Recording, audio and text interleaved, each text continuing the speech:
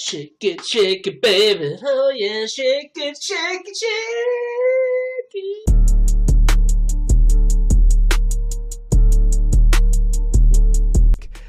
When you look at 145 is Ilia Topuria, he's Spanish. Then 155 is Islam. 170, who's 170 champ? That's Belal Muhammad. Yeah, Belal. You're kind of right. Yeah, I think it's probably the I can't first believe time. you just said who is the 170 champ.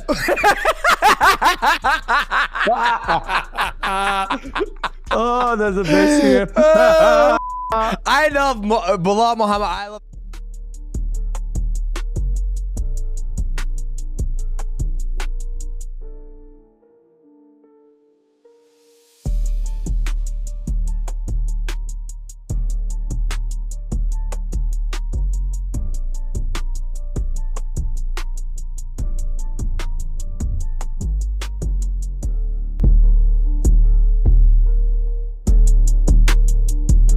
Two nights ago, we did the event here, and the guy who won the world title was the guy that got me into it. When I started watching this stuff a few years ago, this guy named Dumpling out of Siberia, Russia. Okay? You're the best. I'm not kidding you. I'm not kidding you. When we first paid him, I think he wanted 25,000 and 3 goats. Did you come up with a male or female? Goats? Yeah. That's a good question. I don't know the answer to that question, but he got 25,000 and 3 goats. That was the first, yeah, Dumpling from Siberia, the guy who got me into this, became the world champion here in Saudi Arabia.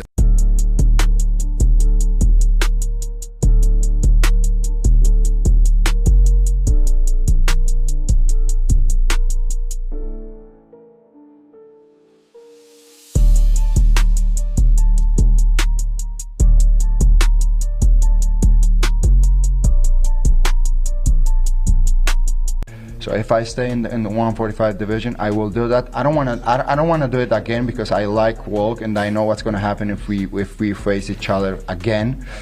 You think it's the same thing? Yeah, of course it's the same thing. You know, as I always say, I represent the new generation of mixed martial arts. I bring a different type of game that he's not used to. So I know what's going to happen. Maybe the next time, instead of knock him out, I will submit him. So maybe I'm going to change that to have different type of clip.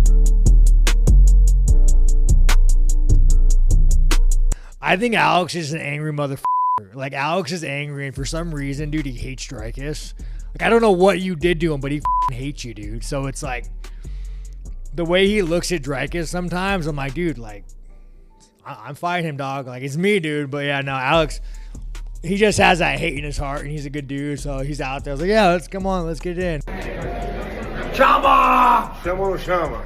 Let's get it. Let's get it. Tamo junto, hein? Tá no corre, não tá vídeo. Chama, chama! Chama!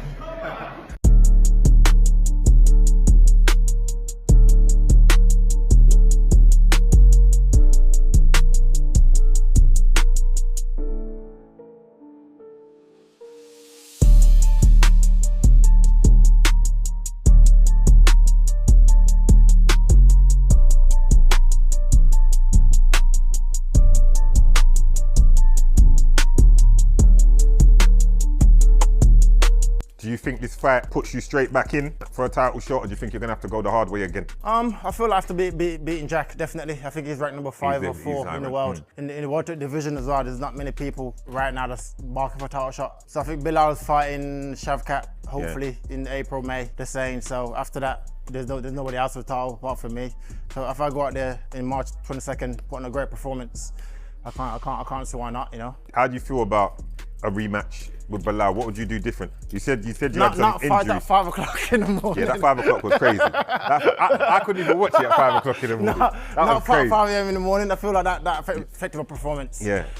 But like, you think that made they made a big difference? 100%. You didn't look like, I'll be real, and I'm not saying it on no bias or nothing like that. You didn't look like yourself. I didn't feel myself. You didn't look like yourself. Don't get me wrong, I still think he had a great performance. He did. He had a great performance. But you, looking at you and for what I know you to be and how you know, you didn't seem like yourself. And everyone that I met said the same thing, and I felt it in there. Like I said, the sleep thing, the late hours, that made a big difference to me in that fight, you know. And like I said, at a higher level, just inches in it, and just gotta get everything, all your ducks in a line. to get this performance on that night. Because no one cares about training camp and how good you felt in training camp. Yeah. It's about that one Saturday night, you know.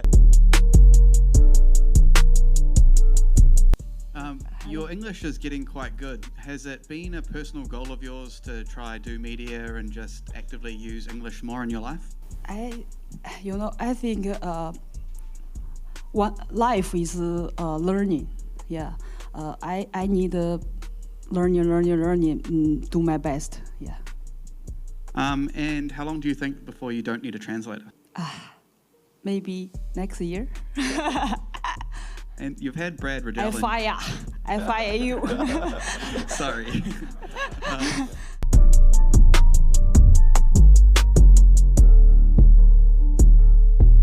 So, I mean, for 6 years, the man has been at the top of the pile, and he's been the benchmark of what you need to be able to beat to become the greatest in the world.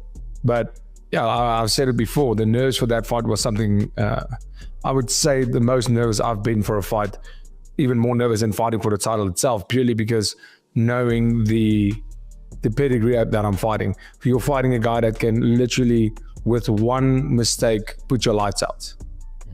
You know, a lot of guys you fight, you know, they're really good, but you know, you can get away with certain things because you can take 1 or 2 punches and afford mistakes. With a guy like Izzy, if you shoot at the wrong time, if your guard is down the wrong time, and with his accuracy and his striking style, he can put your lights out. I mean, we've seen this so many times with him.